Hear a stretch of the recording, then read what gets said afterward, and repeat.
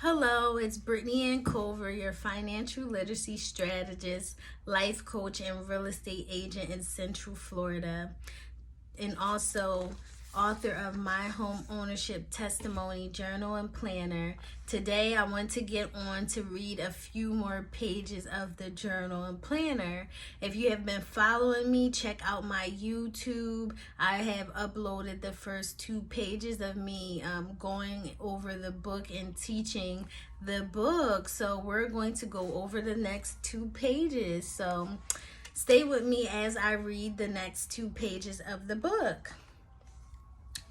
So, the first 2 pages is basically me, going into my story, how my mom and my dad, about my family structure, and now I'm going into the patterns that's been going on in my life. So let's get into it.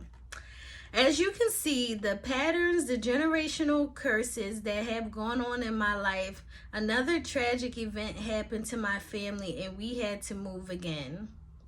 Little did I know that the tragic events I would face would lead me to buy my first property at 23 years old. This time we moved to another area of the city. This move was different because we were used to living in the same area all the time, that when we moved, it was minutes apart from one another.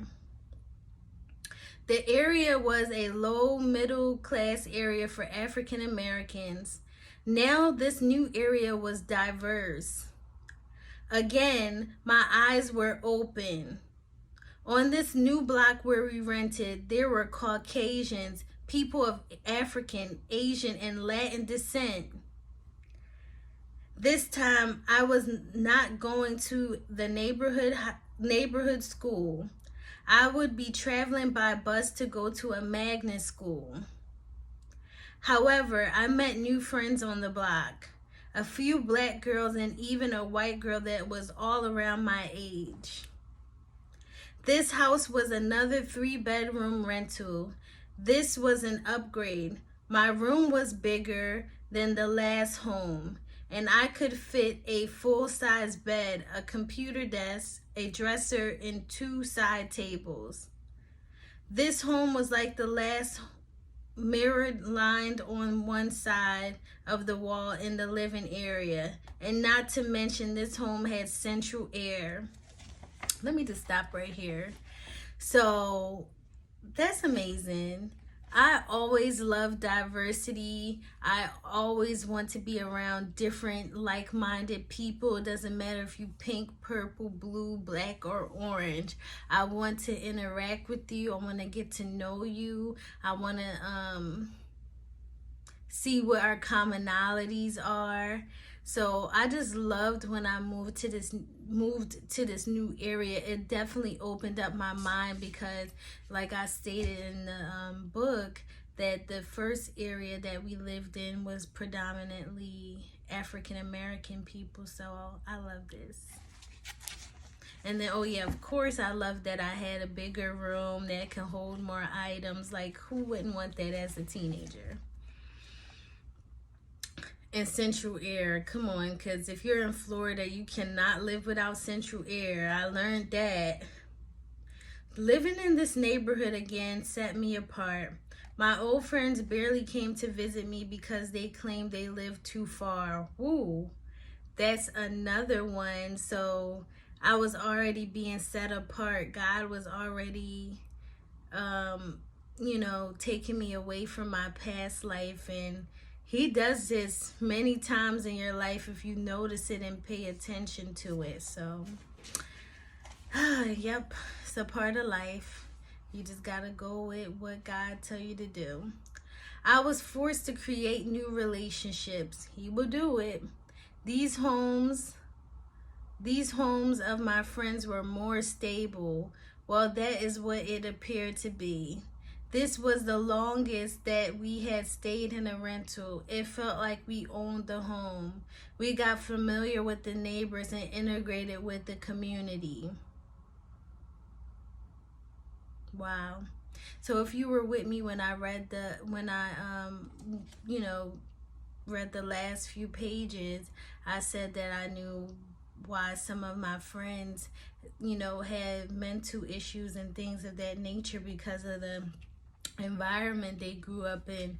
And I'm stating now that the environment that these new people on this new block seem like they were more stable, but that's what it looked like from the outside. But woo, baby, when I got to know what was going on, it wasn't all peaches and cream.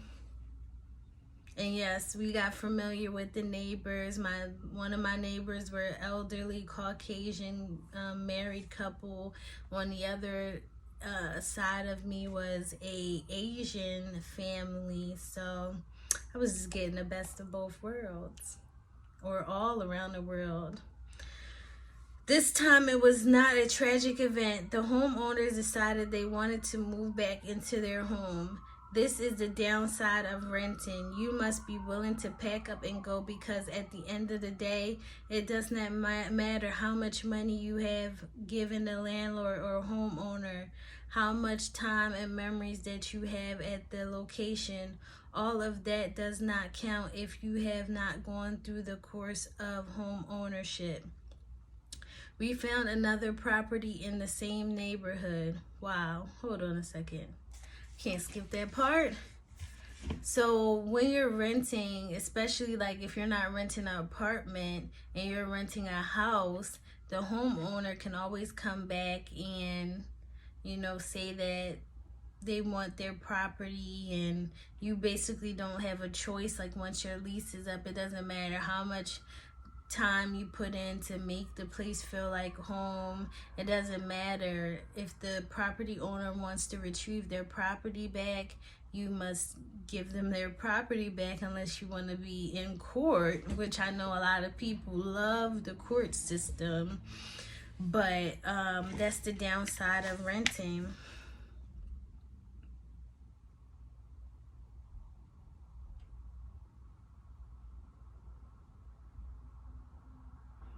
We found another property in the same neighborhood that we would consider to be the northeast area of Philadelphia.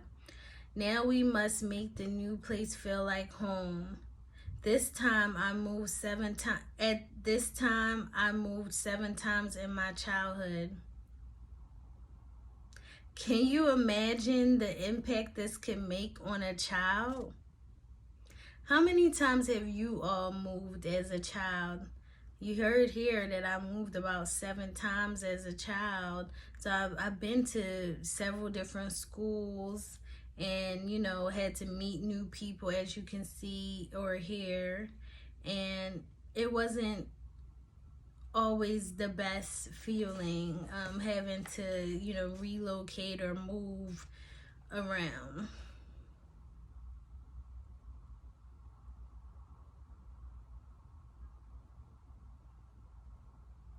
I moved from New York to Philadelphia, lived with family and friends, changed schools a few times, and had to create new relationships. It is by the grace of God that I kept going strong. Anyways, at this property, my room was bigger. You can imagine how happy this would make a teenager. The downfall of this property was it was running on oil and not gas, which had become awfully expensive during the winter time. When I think of this property, when I think of this property, it just brings back good and bad memories.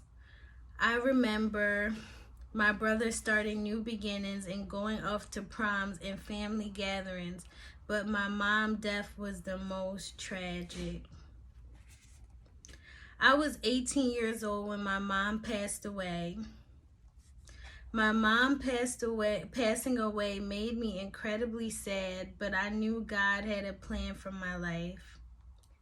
God knew that I would be a homeowner before I did.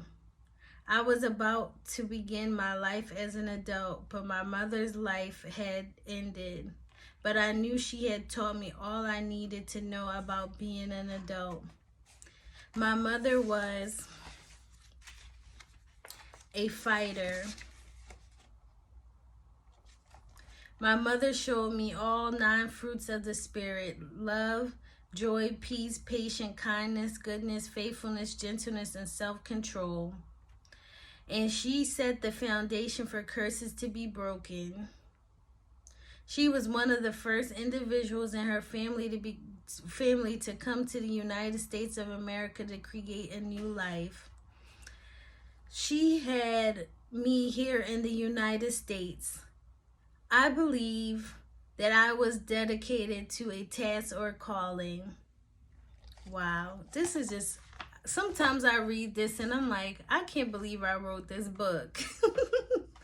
It's not that long. It's a nice, juicy, short read, but you know, it just shows me how far I've come and how much further that I need to go. So, you know, I've been through a lot of tragic events in my life, but it's just by the grace of God that just has been keeping me going.